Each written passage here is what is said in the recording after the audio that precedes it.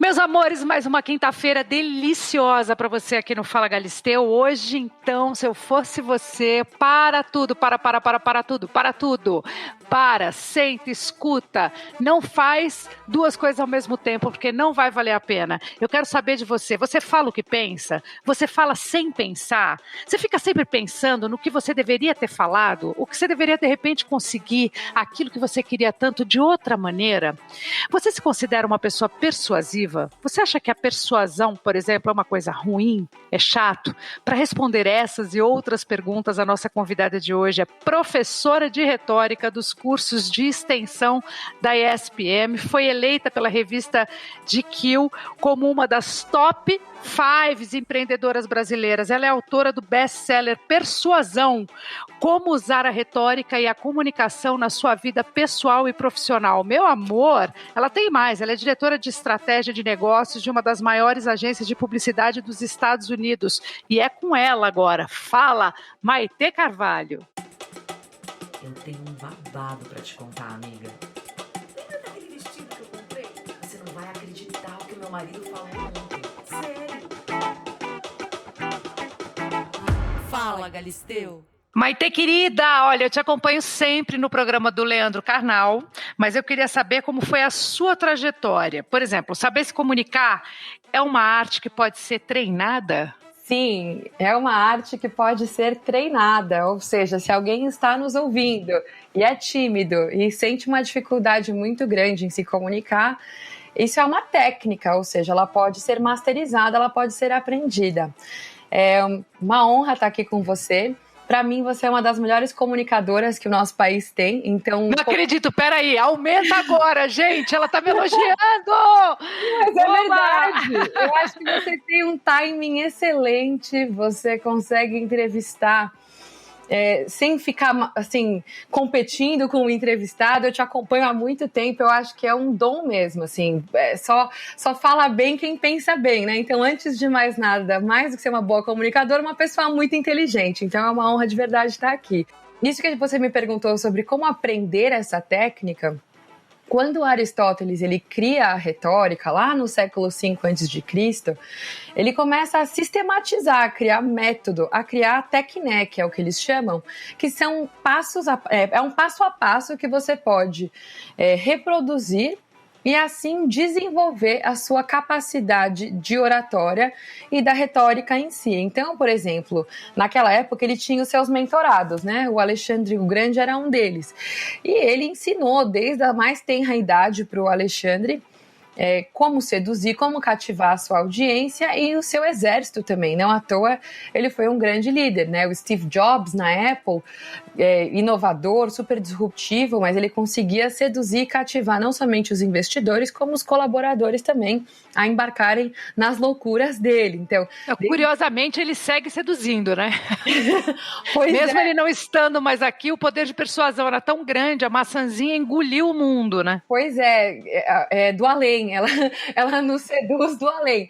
E não somente esses líderes do mundo corporativo, mas e aí entrando já também nos grandes comunicadores da televisão, estadistas e políticos, né? Então, qualquer pessoa bem-sucedida na sua respectiva área, seja um CEO, um diretor, presidente de empresa, seja um comunicador, comunicadora, seja um político, seja, enfim, a profissão e o ofício que a pessoa tiver, inevitavelmente será também um grande líder, porque a capacidade de persuadir passa pela capacidade de influenciar. E aquele que consegue influenciar, ele imprime a sua visão de mundo, suas ideias, seus projetos, né? Ele deixa de ser uma pessoa passiva e assume voz ativa, assume protagonismo nas suas relações. Então, também é importante, Adriane, a gente desmistificar o conceito de persuasão em si, porque tem muita gente nas minhas aulas, né, ou até leitores dos livros ou nas redes sociais, que eles falam, mas Maitê, não é uma coisa ruim ser uma pessoa... Isso que eu ia te perguntar, porque assim, tem gente que acha que é um baita defeito você ser persuasiva, tem gente que confunde com teimosia, com arrogância. Não, vamos começar desmistificando essa noção, especialmente para nós mulheres, porque sinto que muitas vezes esse lado mais hesitante em se em apropriar-se de quem se é e da sua narrativa, ele vem muito mais das minhas alunas mulheres do que dos meus alunos homens. Então, às vezes, é uma entrevista de emprego, uma mulherada super capacitada, super, assim, desenvolta, estudiosa, inteligente, com histórico de mercado, com bagagem, chegam super franzinas, super delgadas ali. Ai, Maitê, eu não consigo me vender na entrevista de emprego. Ela me conta o que ela já fez na vida. Eu falo, não, pera, você já... Um mulherão desse já fez tudo isso, então pera lá. Então eu vejo que muitas vezes tem duas coisas. A primeira, a pessoa achar que vendeu o próprio peixe, que se apropriar de quem ela é, do que ela já fez e da história dela é uma coisa ruim, porque vai soar como arrogância, vai soar como prepotência e obviamente tem a ver também com a nossa cultura, Adriane. Na cultura latina, né, nos países latinos, a gente foi colonizado pela Igreja Católica. A Igreja Católica, de alguma forma, trabalha com a questão da culpa um pouco fortemente, né? Essa culpa católica que assola a todas nós mulheres, principalmente. Exatamente, então é a culpa de ter sucesso, é a culpa de falar em voz alta todas as minhas conquistas e o que eu já fiz, e uma culpa de ser quem se é, assim. Então a gente primeiro pode começar falando, vamos lá, você não vai mentir. Persuasão não é mentira. Persuadir é a arte do bem falar com a finalidade de convencimento.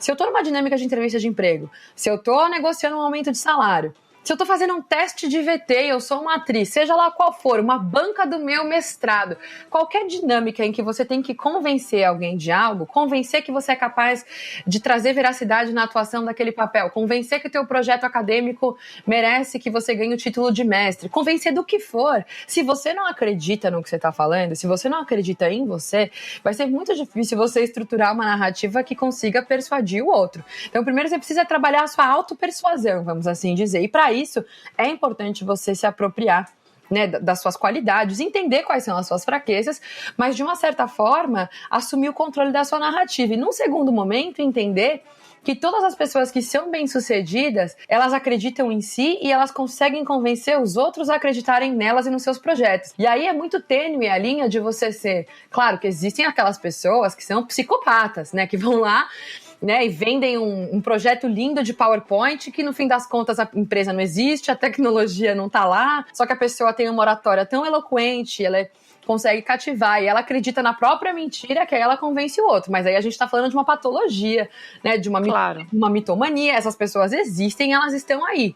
E é por causa delas que fica essa conotação ruim. Mas você que estudou, que trabalhou, que merece essa promoção, esse emprego, esse papel que você está buscando. Não acreditar nisso a ponto de deixar uma síndrome de impostor ou de impostora maior do que essa crença, isso é algo que eu falo bastante no meu livro. Assim, você não vai convencer ninguém se você não convencer a si mesmo de que o que você quer é legítimo. Então, essa é a primeira coisa que eu gostaria de dizer. Assim, persuasão não é do mal.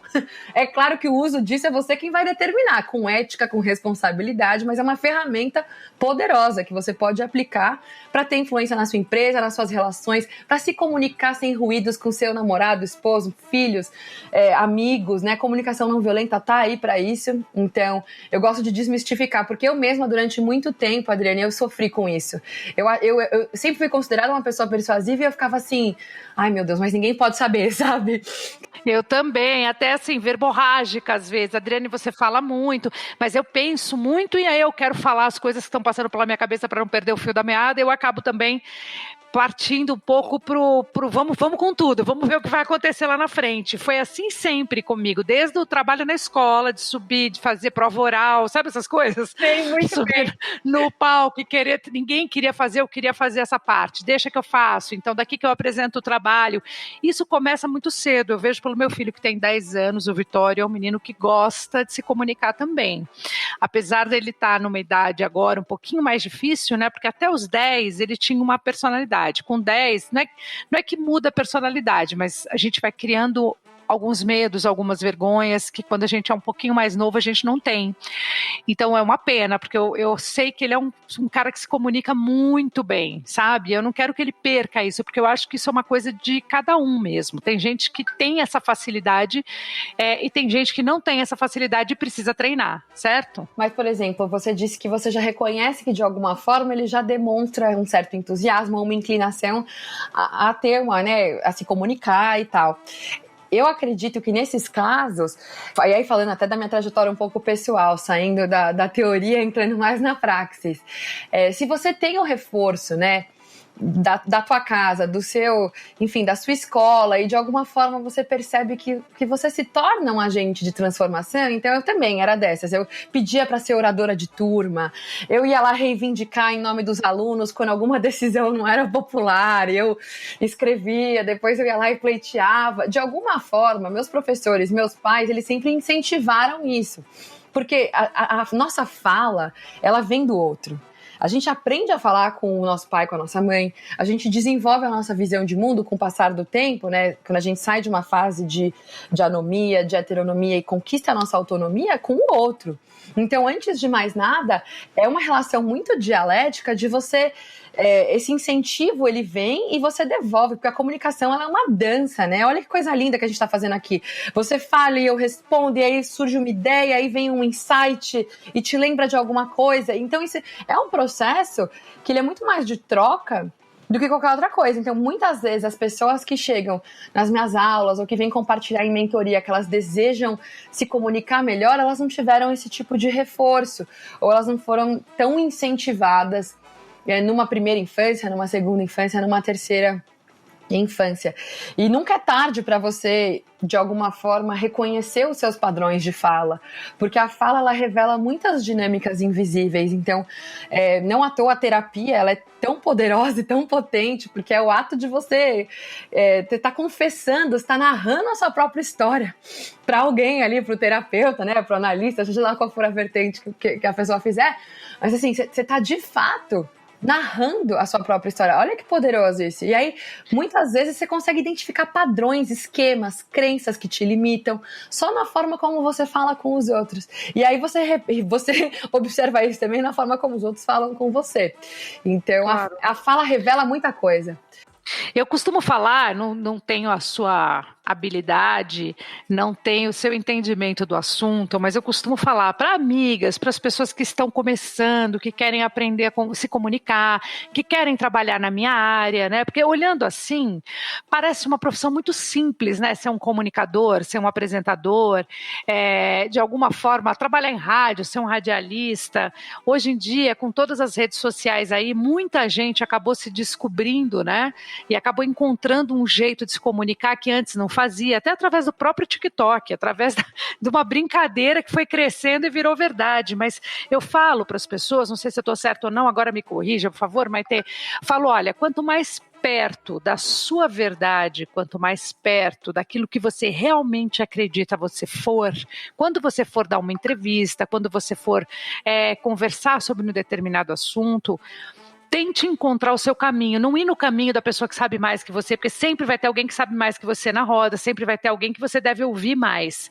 Mas é legal você saber se colocar, mesmo com os seus erros, com as suas dúvidas, não tenha vergonha de perguntar. Quando eu vou entrevistar alguém, eu não sei tudo sobre aquela pessoa, e eu não tenho nenhum problema de dizer isso. Olha, eu não sei muito a respeito do seu trabalho, eu estou aqui te fazendo uma entrevista porque eu estou muito curiosa, eu quero saber como é o seu trabalho. É um jeito de trazer isso muito perto, você não acha? Eu concordo 100% e ainda ousaria acrescentar algumas coisas, assim, quando você se encolhe para caber, ou quando você tenta ser uma versão diferente de você, que você quer ser erudito, mas você tem uma fala mais direta ao ponto, e você se impede de transbordar de alguma forma, as pessoas não compram o teu discurso, não gera rapport. E isso eu falo, não é nem da semiótica, que é o meu campo de atuação e de estudo no mestrado, mas é do teatro. Eu fiz teatro durante 2 anos. Fiz com que delícia, isso é bom demais. Fiz com a Fátima Toledo, que foi assim uma super escola, e fiz também curso de apresentação e locução no Senac durante 1 ano. Eu tenho DRT de locutora e apresentadora e de atriz. Maravilhosa. E eu falo que, para além, obviamente, da retórica, da semiótica, da academia, o teatro foi o que mais me ensinou sobre comunicação. Stanislavski, a me apropriar do meu corpo, do meu tônus, da presença, em estar aterrado, né, presente no aqui e no agora, e principalmente a não tentar esconder meus maneirismos, meu jeito de falar, né? Imagina você que tem uma personalidade super entusiasmada, né? Vibrante. Imagina se você quer se encolher para caber e você acaba baixando o volume, aí você vai fazer uma entrevista lá, baunilha. Não vai ser você. Falso. E aí, assim, não, mas peraí, eu aprendi que eu tenho que triangular e respirar e fazer isso e fazer aquilo, e a pessoa fica só na técnica. Então, assim, eu digo o seguinte, persuasão, meu livro, meu curso, o que eu prego aqui é para você aprender, para depois você construir a sua própria. Você tem que conhecer a técnica para romper com a técnica. Então, assim, é só uma ferramenta para que depois cada um ao seu próprio jeito improvise ali na hora de contar a própria história, na hora de se apresentar. E isso é algo que eu tive e tenho comigo e carrego do teatro, mais do que qualquer outra coisa, assim, porque lá a gente vê muito como que... tinha uma frase de um preparador de elenco que trabalhou comigo uma vez, que ele falava assim, o Márcio, jamais serás quem tu não és. E eu acredito muito nisso. Quando você vê uma pessoa querendo ser muito cabeçuda, muito descolada, ou quando você vê alguém querendo ser muito amigão, muito sedutor e carismático, mas a pessoa ela é mais sóbria, e você fala, nossa, parece um pato tentando voar e uma tartaruga tentando escalar uma árvore, sabe? Não, tá todo mundo vendo que... Eu falo isso, gente, esse terno não cabe em mim, sabe? Não serve. O terno fica um pouco apertado, a manga fica curta, nem todas as roupas servem na gente. Isso é importante. Você que está ouvindo o nosso Fala Galisteu, você que está de olho no nosso podcast, hoje ele é precioso, porque as dicas da Maitê, a conversa com a Maitê, ela é tão importante para você tomar uma decisão, sabe? Às vezes eu fico pensando que tem gente ouvindo aqui, a gente falando, ai meu Deus, mas é fácil elas falarem, a Maitê já é super bem sucedida, a Adriane já é apresentadora há mais de 20 anos, com a carreira, né, de alguma forma aí, super bem sucedida também, sólida, e agora eu aqui querendo começar. É exatamente aí a hora de apertar o botão, né, Maitê? E principalmente antes de qualquer uma dessas dinâmicas, então assim, quem já fez teste de VT vai saber disso, assim, está preparado para levar muito mais não do que sim, né? E muitas vezes você chega lá assim, ai meu Deus, tomara que eles gostem de mim, tomara que eles me aprovem, ai, tomara que esse diretor vá com a minha cara, ou você vai fazer a entrevista de emprego e você chega lá, ai meu Deus, eu preciso tanto desse emprego, os boletos estão vencidos, eu preciso pagar essas contas, custe o que tá. E você já entra lá sem tonos, agradecendo, ai, muito obrigada pela oportunidade. Já assim, entra coitada, né? Já entra tendo pena de você mesmo, né? Exato, esmilinguida. E aí, o que eu falo muito é, antes dessas dinâmicas de provação e de teste, isso é algo que eu usei a minha vida inteira. E já fui até acusada de ser arrogante por isso, em alguns momentos, mas nunca baixei a cabeça.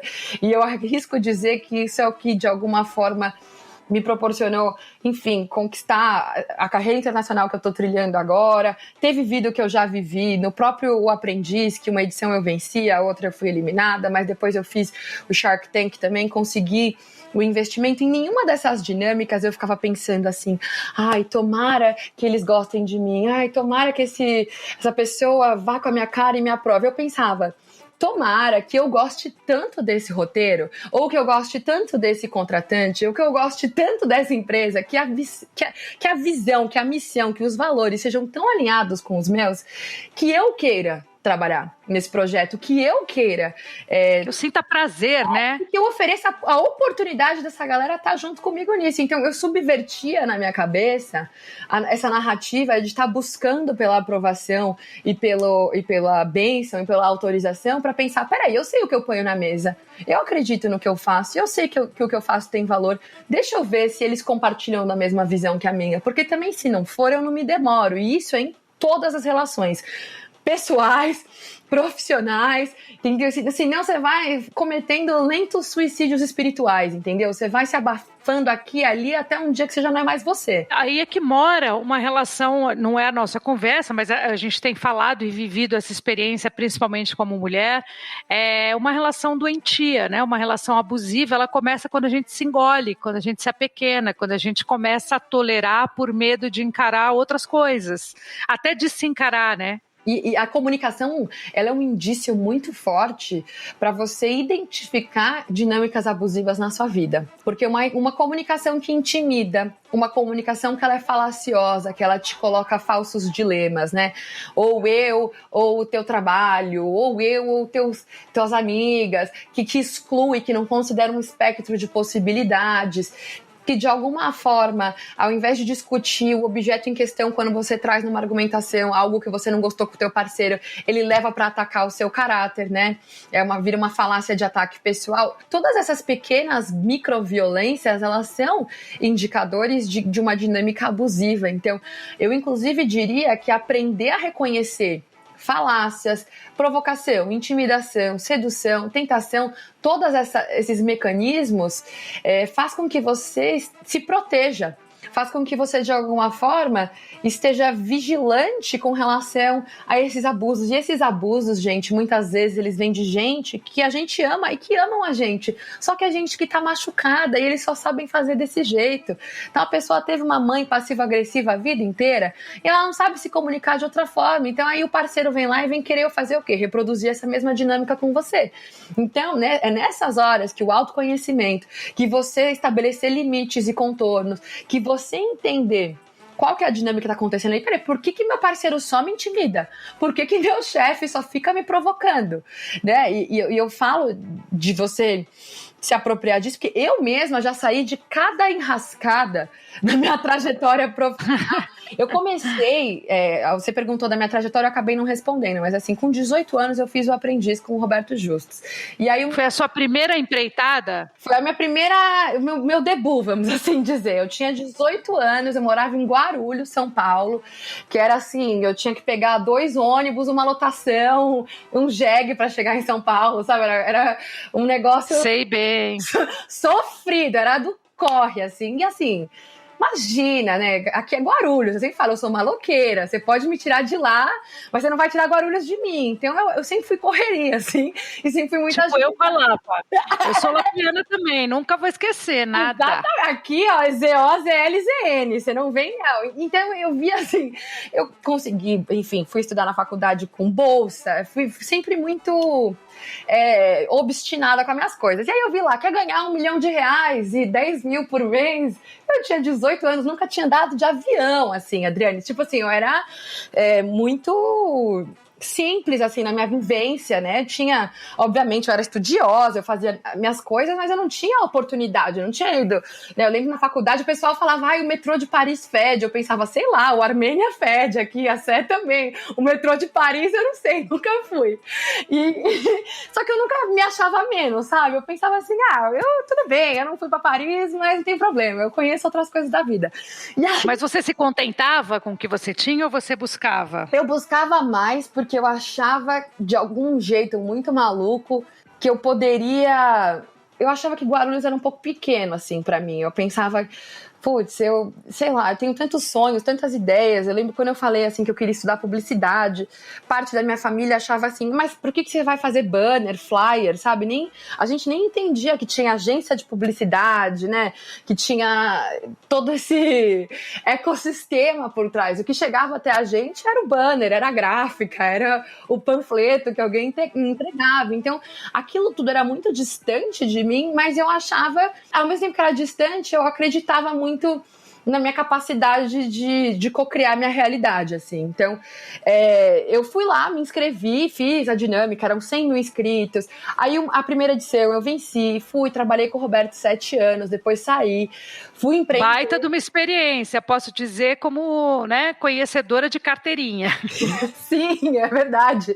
Pois é, e é uma pessoa muito bem sucedida e eu tive a chance de ter um contato direto muito nova ainda. Quando você tem 18 anos e você tem a oportunidade de duplar com CEOs, presidentes, né, desse porte, então você acaba amadurecendo, assim, 50 anos em 5, quase. Então, eu com 24, eu já tava, assim... voando, já tava com a minha carreira super estabelecida e me deixou um pouco enfastiada, assim. Eu falei, é isso. é esquecer, tipo, eu não sei se é o que eu quero, ficar pegando briefing, vendendo flight de mídia, fazendo merchandising, é legal, mas... Pô, eu acho que... Quero mais. Eu acho que eu posso comunicar de outra forma. Porque é comunicação também. Mas eu acho que era um recorte da comunicação que, pra mim, se tornou um pouco... Esgotou depois de um tempo. E aí eu falei, quer saber? Vou empreender, vou montar minha empresa. Porque na minha empresa eu vou ter voz ativa. E lá eu vou mandar, e vou fazer, vou acontecer. E não é bem assim, né? Acho que sempre que você... A gente tende a idealizar muito o que a gente não tem, né? Então eu vejo muita gente no mundo corporativo idealizando, porque se eu tivesse a minha própria empresa, aí eu vejo lá meus amigos empresários, empreendedores, bom mesmo é ter chefe, ter salário, enfim, fica cada um falando do outro. Mas eu achei naquela época que empreender seria um bom caminho. Pedir demissão foi muito custoso, porque você tá bem estabelecido na sua carreira, tendo um padrinho grande, de alguma forma indo bem. Minha família não entendeu nada, porque eu não sou playboy, eu não sou herdeira. Então, assim, não é que eu falei, peraí, eu vou pedir demissão, porque eu vou tirar um sabático. Vou lá pra Tulum. Eu vou tirar um sabático. Sabático não existe, né? Sabático, assim, é o quanto meu dinheiro durava na época, que no caso era uma semana sem salário. Então, eu guardei uma graninha e falei, eu vou montar um aplicativo. Montei o aplicativo que comparava marcas de luxo com marcas populares. Então, se você queria comprar um batom da Dior, da Chanel, de uma marca de luxo, você não tinha o dinheiro, eu te mostrava uma opção da indústria nacional que era parecida. E a gente fez o algoritmo, lançamos. Fui no Shark Tank, porque aí eu também já tinha feito teatro, eu já conhecia meu mecanismo de reality show. Eu falei, quer saber?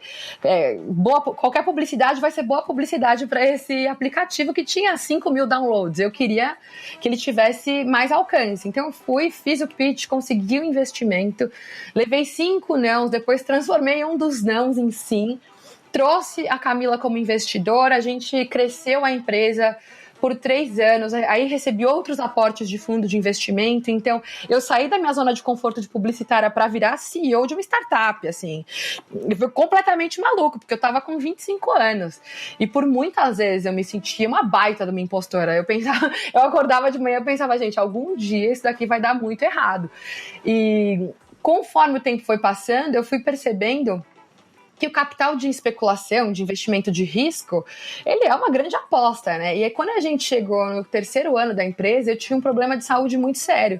Eu tive uma sepsemíase, que é uma infecção generalizada, e aí meu rim... Do quê? Começou no meu rim. Ele parou... Mas por quê? Do nada?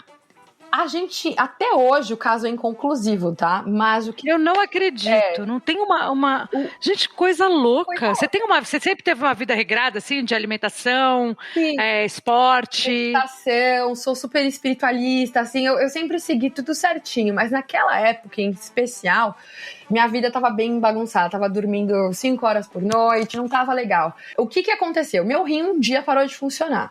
E aí eu achei que era uma infecção alimentar, porque os sintomas eram parecidos, e fui pro pronto-socorro achando que eu ia tomar, sei lá, um soro e ia embora no dia seguinte. E aí eu não entrei, não saí mais, fiquei 10 dias no hospital, desses 10, 7 na UTI, e quando eu saí eu falei, gente, peraí, o que tá acontecendo, né? Eu preciso dar um rumo na minha vida.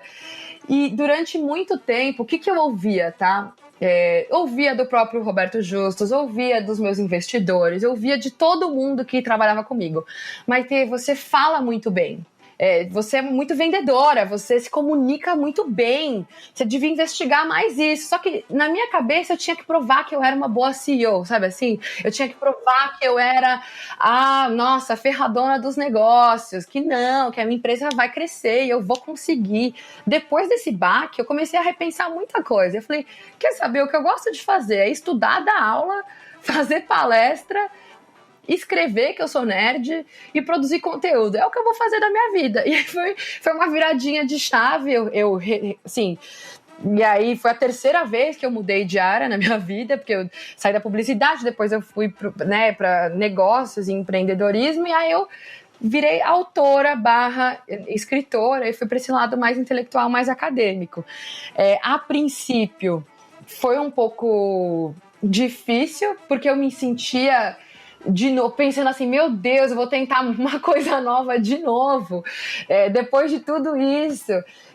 Maitê, você tá com quantos anos, só pra saber aqui? Eu tô com 31 agora. Ih, vai mudar ainda mais 2 vezes, né? Umas 3. Eu boto uma fé. Mas toda vez que você dá essa guinada, você se sente um pouco, e agora? Parece que eu tô jogando tudo no lixo, né? E de repente você se pega lá, trocando uma ideia com o Karnal, que nem você falou. Você fala, pô, um dos caras mais intelectuais do Brasil, tá querendo ouvir o que eu tenho pra dizer? E aí você vai se confirmando aos poucos de que você seguiu a sua intuição e que você estava no caminho certo, sabe? E aí surgiu essa oportunidade de ir para os Estados Unidos para trabalhar com inovação na parte de corporate venture, de comunicação e de publicidade, mais na área de inovação, porque meu background depois acabou ficando atrelado ao de startups, e aí eu aceitei também. Então hoje eu sou professora, escritora, produtora de conteúdo, publicitária e mestranda em semiótica. Eu tento conciliar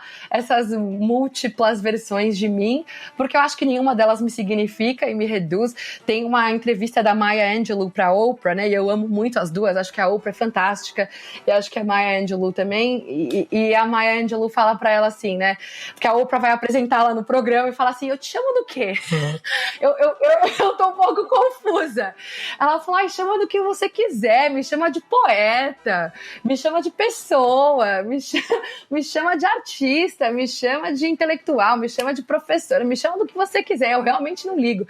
E às vezes quando eu tô um pouco estressada, eu me sinto meio, ai meu Deus, será que eu não tô dando um passo maior que a perna?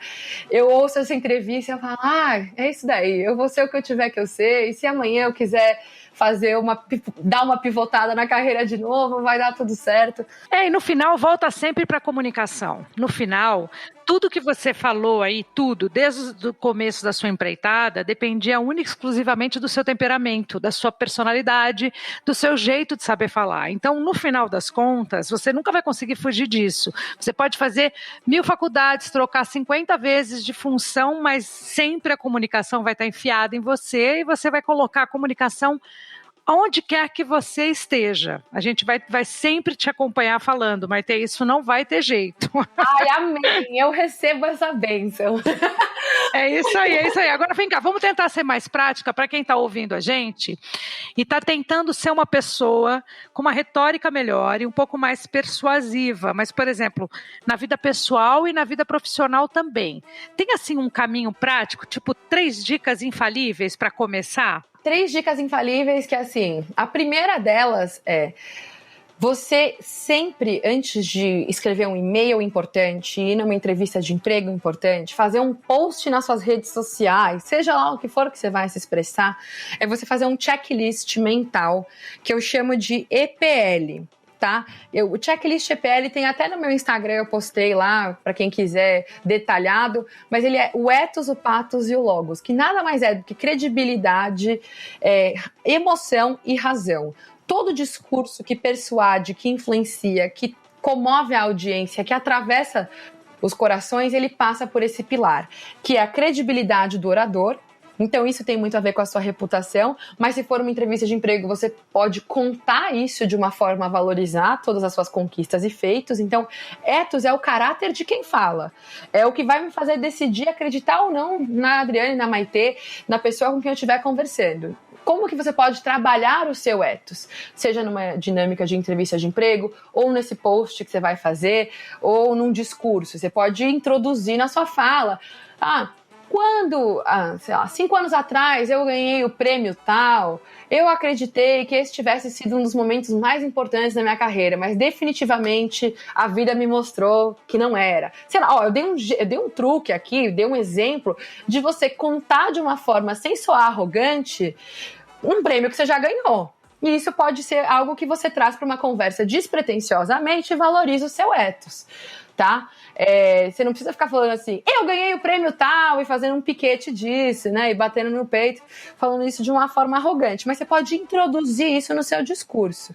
Então, se está na entrevista, você conta de um projeto que você fez, que teve muito êxito e sucesso na sua empresa anterior, de um destaque que você teve na imprensa ou no ecossistema ali, né, na indústria, enfim, você referenciar isso para o seu ethos. A razão já é a prova lógica. São os dados. É o que me faz acreditar no que você está dizendo. Então, eu trago números, eu trago uma prova lógica, e eu conto desse case de sucesso que eu fiz, e esse prêmio que eu ganhei foi porque eu consegui otimizar em 200% a produtividade da empresa através da implementação de uma nova metodologia. Nossa, eu estou trazendo resultados tangíveis.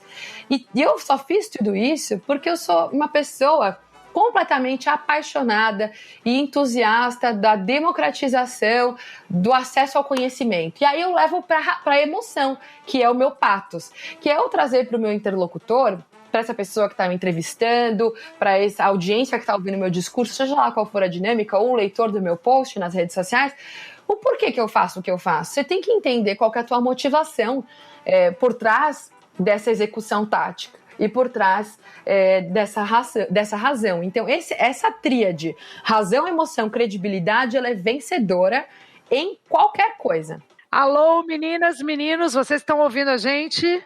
Razão, emoção e credibilidade.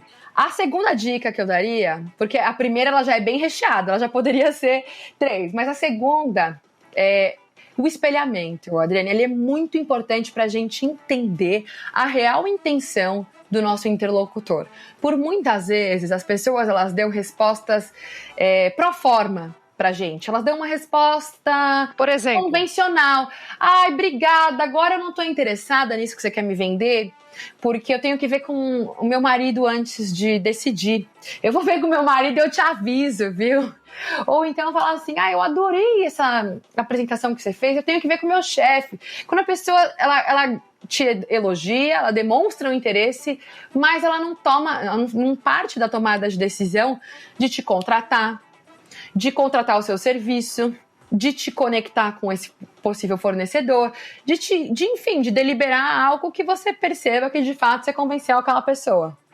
Então, o espelhamento é uma tática muito utilizada, inclusive, por pessoas que são negociadores de reféns, tá? Porque, imagina, você está negociando uma vida, né? Não é negociando um contrato de um fornecedor de ar-condicionado para uma empresa, entendeu? É uma vida. Você não tem como negociar e falar... peraí, vamos flexibilizar aqui no meio do caminho. Ou o negociador de refém te devolve aquela pessoa, né, sã e salva. Ou ele mata. Ou ele mata. Então, assim, esses negociadores do FBI, eles são mestres da persuasão. Porque eles não conseguem deixar, então tá bom, então vamos, peraí, eu cedo no desconto, mas eu não vou abrir mão do prazo de pagamento. Não existe isso. Eles têm que negociar 100%. E uma das dicas que eles dão, e vários professores até de Harvard falam, é do espelhamento, que também é conhecido na academia como isopraxismo, que é uma técnica muito simples, que consiste em, quando você não tiver clareza do porquê da objeção daquela pessoa, ou desse falso sim, é você reproduzir as 5 últimas palavras que essa pessoa te disse em tom de pergunta, pelo menos umas 3, 4 vezes. Na 4ª vez, ela vai te entregar onde está a objeção dela, tá? Então, eu vou te dar um exemplo. Você vende... você é um fornecedor que vende software para RH, tá? X aqui, um exemplo bem aleatório. E aí você está fazendo a reunião com o gerente de RH, tentando vender o seu software lá, né? Você é um prestador de serviço, está vendendo algo para uma empresa. E esse gerente fala para você, muito obrigada, eu vou ver aqui internamente que meu chefe, ele fica meio receoso em contratar novos fornecedores, mas eu te mantenho avisada, viu, Maitê? Aí eu falo assim, ele fica receoso em contratar novos fornecedores? Porque o último que a gente contratou, ele furou com a gente no prazo. E aí pegou super mal pro nosso departamento aqui na empresa. Então ele é um pouco traumatizado com essa questão de fornecedor de software prometer e não cumprir. É traumatizado com fornecedor de software prometer e não cumprir? Porque o outro falou que ia fazer acontecer, promoveu, prometeu e no fim das contas não entregou e sumiu com o nosso dinheiro. Então você concorda que é delicado? Aí eu já entendi a objeção. Eu entendo que a pessoa, na realidade, ela tá com medo de eu não entregar no prazo que ela precisa. Então eu já falo assim, olha, me parece que você tá preocupado com relação ao prazo. Se eu te der uma garantia via contrato, que eu vou te entregar até o dia tal, que é o que você precisa, e eu pago uma multa de X% se eu não te entregar até essa data, a gente consegue avançar? com essa negociação? E aí eu consigo endereçar essa objeção na minha proposta. Sensacional isso, porque é verdade. Eu acho que se você trazer essa história para uma esfera da vida, por exemplo, na nossa vida pessoal, até para um diálogo com um cara difícil de conversa ou com uma mulher difícil de conversa, é interessante essa técnica de repetir o final, assim, de tentar descobrir onde é que está o nó. Né, uma forma de descobrir onde é que está o nó da situação. Exatamente, e assim, não tem nada que o ser humano goste mais do que ouvir a si mesmo no outro. A gente copia o outro para confortar o outro, então é como se eu estivesse deixando a pessoa à vontade. E eu não tô falando nada para ela que ela não conheça, porque eu só tô repetindo o que ela mesma falou. Então, por muitas vezes... E ó, isso é técnica de grande entrevistador, viu? Repara depois nas entrevistas da Oprah, o próprio Obama, quando ele tá fazendo algum sketch com alguém, eles ficam utilizando do espelhamento o tempo todo. Só muda a entonação, às vezes, e a hora que você vê, o entrevistado tá lá abrindo o tesouro, o baú, contando tudo que nunca falou pra ninguém, porque serve para, de alguma forma, desarmar o interlocutor num bom sentido, tá?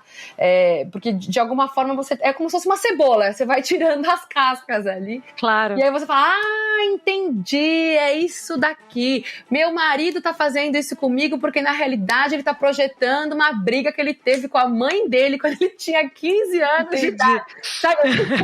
Você vai chegando nesses lugares depois de usar o espelhamento. Então, não só na vida profissional, mas na pessoal, é uma tática muito boa. E a última que eu daria para grand finales, né, e para apresentações mais persuasivas, tipo um projeto na sua empresa que você vai vender, ou um programa novo que você quer convencer uma emissora a fazer, seja lá o que for, é você nunca terminar a sua apresentação na baixa, né? Eu vejo tanta gente fazendo um pitch, né, que é aquele pitch, é o discurso persuasivo. Às vezes demora 3 minutos, 5 minutos, mas você tem que convencer alguém de uma ideia. E a pessoa vai lá e mostra o problema, e como vai ser a solução, e qual que é o projeto editorial, e como que vai monetizar, e no final ela vira e fala assim, bom, e é isso. E aí me dá uma vontade de falar, não é isso. Você foi lá, você começou na alta, termina na alta, faz um pedido. Então eu quero saber quem de vocês vai investir nessa oportunidade conosco. Eu gostaria de saber quem de vocês se interessa para ser nosso mentor nesse projeto. E eu gostaria de convidar vocês a fazerem parte dessa jornada. Faz um convite. Não termina com o é isso. O é isso é muito morno, é muito aquém de tudo que você já está vendendo, que você está apresentando. Traga a sua audiência para perto de você e termine com um convite. Nunca, né, com, bom, e é isso aí. Vai lá e fecha o computador, pega a mochila e vai embora, fica um olhando para a cara do outro, pensando, e o que eu faço agora? Quais são os próximos passos? Mas o que você quer de mim? Você quer dinheiro? Você quer mentoria? Você quer que eu te apresente alguém? Como que eu posso? É muito bom. Então essa é a maravilhoso. Terceira dica que eu daria. Sensacional. Vem cá, a diferença entre uma pessoa persuasiva e uma mala porque às vezes quando a gente é muito persuasiva, tem gente que eu mesmo já fui mala várias vezes, querendo muito vender minha ideia. Eu tenho certeza que você também já passou por isso e já se sentiu nessa situação de, ai meu Deus, estou sendo chata. Como é que a gente percebe essa diferença? Ela é tênue, é muito difícil de achar essa diferença? Às vezes a gente nem percebe? Eu diria o seguinte, acho que com a maturidade a gente vai ganhando um senso de contexto maior, né? Quando eu paro para pensar, às vezes nas coisas que eu fazia quando eu tinha meus 18 anos, eu até admiro a coragem, assim, a cara de pau, a ousadia. Então, sim, é uma linha muito tênue entre você não ser um spam, você não ser um chato, né?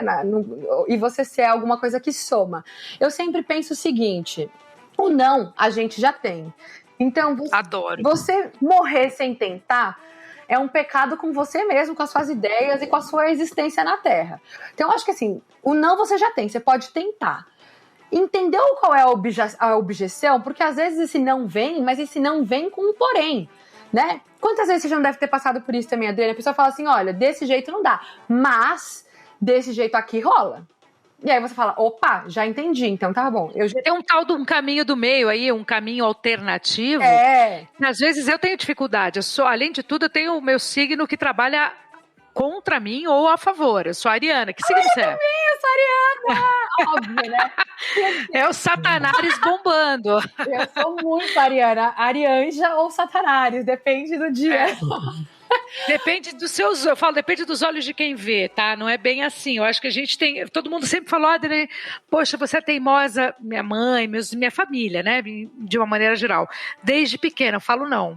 Eu tenho poder de persuasão desde pequena, eu acredito em mim desde pequena, eu quero que as minhas ideias, eu quero fazer valer as minhas ideias desde pequena.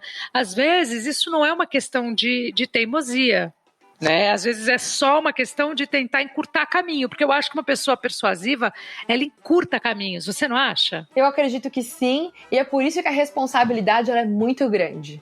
Porque ao encurtar caminhos, a gente tem que ter o estofo e o arcabouço certo, né? A gente tem que ter a bagagem, segurar o rojão. O alicerce, é o alicerce de uma casa, tem que estar bem... Tem que bancar o rolê, porque se você toma um atalho, você tem que bancar o rolê. Porque muitas vezes, quando você, vamos assim dizer, não tem esse ímpeto, e aí assim, já entrando um pouco no papo astral, realmente o ariano, ele não espera, ele faz acontecer. Né? O não existe, vamos dar um jeito, e é muito o que os americanos chamam de go-getter, overachiever, né? Eu ouço muito isso lá nos Estados Unidos. Nossa, Maite, você é uma go-getter, que é um vai lá e faz, basicamente. E go-getter, adorei em alguns momentos da minha vida eu já percebi que eu tava cruzando a linha. Como perceber isso? Acho que é quando você já agiu na objeção. Você foi lá, você retrabalhou, você refez o projeto, você levou do jeito que a pessoa te pediu, e aí você mesmo assim sente que não tá indo. Eu também acredito muito em timing, então às vezes você precisa ler contexto, e aquele não é o timing certo. Às vezes você quer a promoção, você merece a promoção, mas a empresa acabou de demitir 500 pessoas, seu chefe tá se divorciando, não é um bom momento, né? Então é você equilibrar.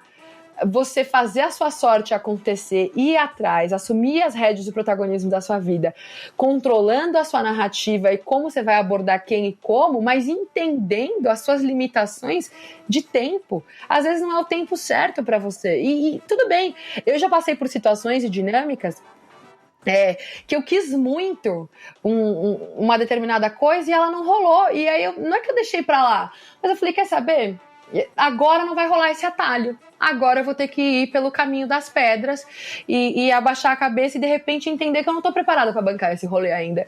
Aconteceu isso comigo há pouco tempo, não na minha vida profissional, mas na pessoal.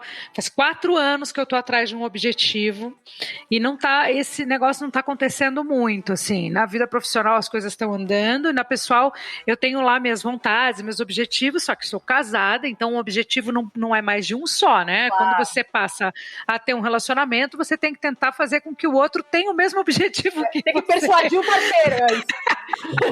É muito difícil isso, gente. Porque o Alexandre, ele é um cara super tranquilo, calmo e na dele. Então, assim, ele não é um cara fácil apesar de parecer simples, assim, que bom, ele é bonzinho, não tem nada a ver com bonzinho, um cara na dele, ele é na dele, mas ele é cheio de personalidade.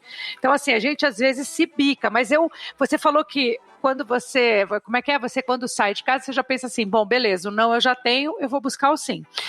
Eu penso assim, Maite, eu falo assim, bom, deixa eu ver se eu administro a pior hipótese.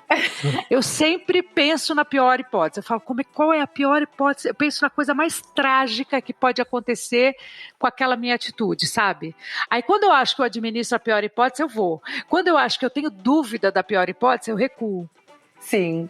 É um exercício. Mas também recuo naquele dia. Não significa que na semana que vem eu não vou tentar de outro jeito, entendeu?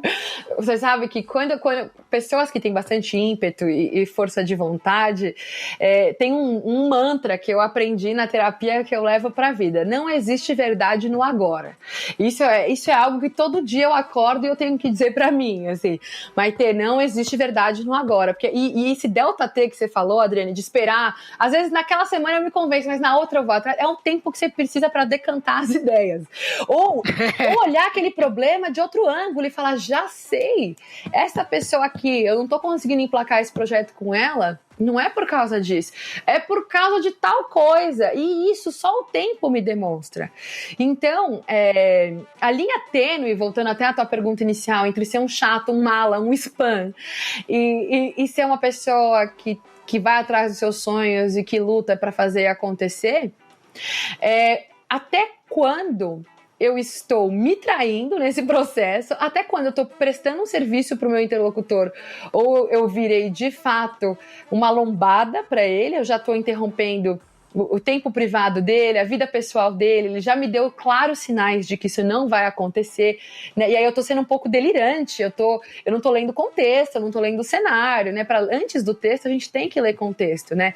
A leitura do mundo, ela precede a leitura da palavra, então acho que... tem a hora de encerrar, não sei nem se encerrar, mas tem a hora de virar a página, né, do livro, pode tem essa hora, né? E depois acontece. Então, ó, no Shark Tank, por exemplo, eu levei 5 nãos. Eu poderia muito bem ter pensado o quê? Bom, tentei. Fui lá, fiz o meu pitch. João Apolinário da Polishop falou não. Sorocaba falou não. O Cristiano Arcangeli falou não. Todos os empresários lá falaram não. Eu era mais nova na época também. E eu nunca tive... Eu sempre meti um pouco louco, assim, sabe? Eu pensava, tá bom, eles são muito ricos, eles são muito poderosos, mas eu sou eu. Eu já peguei muita baldeação, eu já li muito livro, eu já levei muito pé na bunda, e isso tem valor também, sabe? Eu nunca me deixei ficar assim... Sensacional, também, eu também. Tô 18 anos tentando voltar pra Rede Record, porque eu tô fora da Rede Record há 18 anos, aconteceu agora. Tô 18 anos tomando não, levando o projeto, não é a hora. Não, você saiu daqui. Não... E eu continuei a minha vida, eu não parei de pensar naquilo, mas eu fui tocar outras coisas, Lógico. eu fui experimentar outras formas para chegar a hora certa do jeito que eu queria, como eu pensava, e chegou a hora. Assim acontece, só que tem que ter paciência, você tem que acreditar muito naquilo, porque se não fosse verdade para mim, eu teria desistido. Isso, e isso é um exercício que ninguém pode responder por você. Por isso que essa pergunta ela tem uma resposta muito capciosa, porque se você não está sintonizado consigo, como que você vai saber a hora de parar ou de insistir? Eu ali naquele contexto, eu falei, mas eu não vou embora para minha casa sem esse cheque nem ferrando. Eu olhei... Maravilhosa, eu vim até aqui pra vir até aqui. Aí eu vi a Camila, a linguagem corporal dela, ela tava meio inclinada pra mim, assim. Sabe quando a pessoa cruza a perna pra você e fica te olhando, assim? Aí naquele momento eu falei, bom, eles não vão investir. Mas alguma coisa do que eu falei tocou nela. Porque ela começou de braço cruzado e agora ela tá com o braço aberto. E ela tá com o quadril dela totalmente inclinado pra minha direção. E aí, e aí entrou o meu lado teatro mesmo da coisa, né? De tipo... corpo do ator. Aí eu falei, não, o corpo dela tá conversando com o meu aqui na cena. Eu tô sentindo que vai rolar. Aí eu fiquei fazendo espelhamento com ela uns 5 minutos. No final eu falei, Camila, então pera lá. Se eu te der mais participação, você topa entrar? Ela falou, se você me der mais participação, eu topo. Porque aí eu entendi que a objeção dela era o equity, era a porcentagem da empresa que ela estava levando. Por ser um negócio tão incipiente, tão novo, era mais arriscado. Então ela achava que para compensar ela precisaria de uma fatia maior. Eu sou daquelas que preferem, assim, é muito melhor eu dividir um bolo de 3 andares com 2 pessoas do que comer um cupcake sozinha, entendeu? Então eu falei, tô junto. Abundância sempre, prosperidade. Aí eu fiz a contraproposta, ela topou. Todo mundo ficou olhando assim pra cara dela e pra mim, do tipo, quê? Eu cheguei a receber mensagens assim no dia que foi ao ar na Band. Maitê, que pena, não foi dessa vez, mas saiba que... Opa, não, peraí. Eita, você conseguiu. Tipo assim, eu já tava recebendo mensagem de gente falando, que pena que não rolou. E aí virou um plot twist, assim, no final... Porque eu, de alguma forma, me sintonizei ali com a linguagem não verbal e falei, quer saber? Entendendo a objeção, usando o espelhamento, eu enderecei o que estava ali segurando. Ela não somente investiu, como depois a gente trouxe outros investidores também. Então, acho que eu só consegui fazer aquilo porque antes de entrar lá para fazer o pitch, eu estava hiperventilando, eu estava fazendo meus exercícios de aterramento, eu estava meditando, eu estava me conectando comigo. E se eu não tivesse tão apurada, eu faço questão de falar disso, sabe, Adriana? Porque tem muita gente na academia que acha que isso tudo é papo de maluco, viu? Quando eu levo pros professores, pro pessoal cabeçudo, que estuda semiótica lá, retórica comigo, muita gente fala assim, ela vem a Maitê com esses papos de maluco dela, lá de quem mora em Los Angeles. E eu falo, não é. É porque eu estava muito presente no Aqui e no Agora. E aí eu consegui... É claro que não é. Você sabe que eu participei de um programa, né, do Faustão que faz muito sucesso, que é a Dança dos Famosos. E eu perdi, eu cheguei na semifinal, fui até ali, bati na trave, perdi por 1 décimo, que eu não sei nem te explicar direito o que significa 1 décimo, mas foi 1 décimo. de verdade, eu perdi porque eu fiquei muito nervosa sempre. Se eu tivesse feito esse exercício que você fez aí, de autoventilar, de aterrar, de lembrar da época que eu aprendi com Bibi Ferreira no teatro, de entrar em mim, porque assim, o meu maior, sempre, né, o nosso maior problema é a gente. Não tem outra pessoa que tá... Porque você pode lutar muito, você pode ser muito seu inimigo. E durante a dança, eu ficava tão nervosa que eu me atrapalhava muito, porque eu estava super estudiosa, eu sabia muito o que eu estava fazendo, mas eu ficava muito nervosa. É curioso isso, sabe por quê? Vou dar essa explicação pela primeira vez aqui. Olha só. Porque eu estava fazendo uma coisa que eu realmente não tinha certeza do que eu estava fazendo, não é a minha área. Eu estava dançando, eu estou longe, anos-luz de saber dançar, mas eu estava dançando tango, eu estava dançando tchá-tchá-tchá, bolero, sapateado, eu nunca tinha chegado perto de um sapateado. E de repente, além de eu estar dançando, eu estava levando nota, sabe? Gente. Sendo julgada por uma coisa que eu nunca... Pois é, por uma coisa que eu nunca tinha feito. Então eu estava com zero, apesar de ter um professor maravilhoso, Marcão, mas eu tinha zero confiança naquilo que eu estava fazendo. Mesmo eu estudando e me dedicando, eu tinha muito medo porque sabe aquela coisa assim, eu tô aqui te entrevistando, se der um problema eu saio falando sozinha aqui. Eu vou tocar minha vida. Se der um problema na televisão, eu vou ali sair falando também com o meu entrevistado, se ele não chegar. Se está no teatro e eu esqueci o texto, a gente consegue, através do coleguinha, da plateia, improvisar. Agora, na dança, eu pensava assim, minha Nossa Senhora, se eu perder esse passo, eu faço o quê? Eu sento e choro? Porque eu não sei o próximo. Eu não sei, eu não tenho a técnica. Então, é uma coisa para você ver como a falta da experiência no assunto, quando a gente não acredita na gente, dá pepino. E olha que eu cheguei longe, porque eu tinha um professor maravilhoso, então eu me apoiava muito nele, mas faltou essa expertise para mim, sabe? Acho que eu ficava mais nervosa do que eu deveria ter ficado, e eu acabei me atrapalhando, porque eu poderia ganhar. Eu fiz um depoimento aqui só em cima do que você me respondeu, mas é a prova de que faz total sentido. A gente não é coisa de maluco. Essa coisa da respiração, do aterrar, de olhar para o outro, de acreditar em você. Isso é uma coisa muito real. E para aqueles que ainda questionam, e esse relato que você trouxe é tão potente, é tão poderoso, e não é só porque a dança a gente está falando do corpo, não. É porque para aqueles que ainda são reticentes, né, em acreditar nisso, existe um psicólogo chamado Reich e outro chamado Lowen, que eles dedicaram uma vida de estudos a fazer essa conexão do corpo com a mente, com os traumas. E eles, né, toda a teoria deles, que é uma teoria postulada, ensinada em universidades na Europa, no mundo inteiro, aqui no Brasil ainda tem um pouquinho, ela é um pouco nova, mas para que a gente... E tem uma resistência para isso também aqui, psicanálise freudiana, né? Mas, por exemplo, na Europa, as pessoas seguem o Reich e o Lowen e basicamente a teoria deles é das couraças e de como você pode, através do seu trabalho, da conexão com o seu próprio corpo, e o Lowen cria os exercícios de aterramento e de grounding para isso, curar traumas que você sofreu, desde abusos até mesmo experiências que você viveu que mexeram com a sua psique, com o teu self, a forma como você encara a vida. Então, assim, não é um papo de coach que a gente tá, né, e com todo respeito aos coaches, claro, mas assim, a gente não inventou isso de um para-choque de caminhão. Isso vem de uma teoria mesmo, das ciências humanas, e a prática comprova isso, né? Então, por exemplo, quando você fala de aterrar, quando você fala de remover as couraças, quando você fala de trabalhar isso no seu próprio corpo e sintonizar isso com a tua cabeça, né? É quando você consegue controlar os seus demônios de algum jeito ou de outro, porque maravilhoso. Senão eles ficam maiores. A gente podia fazer uma palestra juntas, né? Ai, que honra, não tenho nem roupa pra isso. Cara, a gente tem muito a ver. Você tem uma visão do negócio de uma forma, eu tenho uma outra visão, mas a gente se completa muito, assim, eu tô aqui tendo, shippei muito, sabe? Eu achei, a gente tá muito colada, crunch total, assim, acho que é uma coisa muito legal. Tá muito, a gente tem uma relação de entusiasmo, você é entusiasta também, você falou que eu sou entusiasta, mas você também é com a vida, com as coisas, onde você chegou, né? Onde você foi capaz de cutucar e deu certo. Então isso traz pra gente um otimismo e uma motivação que a gente também não quer ficar sozinha nesse lugar. É legal trazer mais gente e fazer com que as pessoas notem que isso é possível e está dentro delas. Está dentro de todo mundo, cada um tem um jeito, mas é possível ligar essa chave. É muito legal fazer isso. Eu percebo que você faz isso quando você está numa palestra, você vai lá fazer uma palestra, você está a fim de ligar pelo menos uma chave daquelas 400, 500, 1.000 pessoas, 5.000 que estão ali te vendo.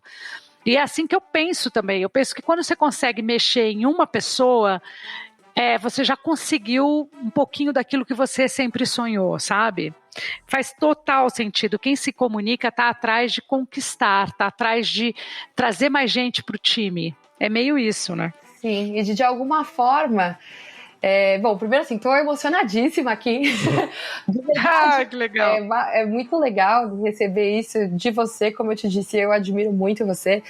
E, enfim, eu fico contente de ter esse retorno da sua parte. E como comunicadora, comunicóloga, entusiasta da comunicação, eu acho que é sobre isso que você disse, assim, o quanto de você ficou ali e você espalhou e alguém pegou e co-construiu a partir daquilo e mudou uma visão de mundo, um relacionamento. Às vezes eu recebo uns feedbacks assim, putz, eu mudei a forma de me comunicar com meu marido e meu casamento tá muito melhor, meu filho não comia. Olha que legal, é isso aí. Ele, agora eu seduzo e ele tá comendo a papinha inteira. Gente que veio pra mim falar assim, consegui bolsa no meu mestrado usando lá a razão, a emoção, a credibilidade. E aí eu viro e falo assim, eu não fiz nada, tava tudo aí com você, só dei uma provocadinha. Então acho que eu espero que esse episódio de alguma forma sirva também para ser uma faísca de provocação para quem estiver nos ouvindo, porque essa verdade já tá dentro de quem tá aí com a gente acompanhando. É só mexer um pouquinho ali para que se transborde, para que viva-se na plena exuberância de quem se é, né? Maravilhoso. Olha, gente, basta também dizer e você acreditar que a popularidade, porque você pode levar isso em consideração, a popularidade não é sinônimo de legitimidade. Tem muita gente que é super popular, mas não tem essa retórica e não consegue carregar essa coisa legítima e da verdade. Estou falando certo? Até um dos vídeos que eu fiz, o último meu para Casa do Saber, foi falando disso, porque por muitas vezes a gente até pode pensar assim, eu recebo muita mensagem assim, tá?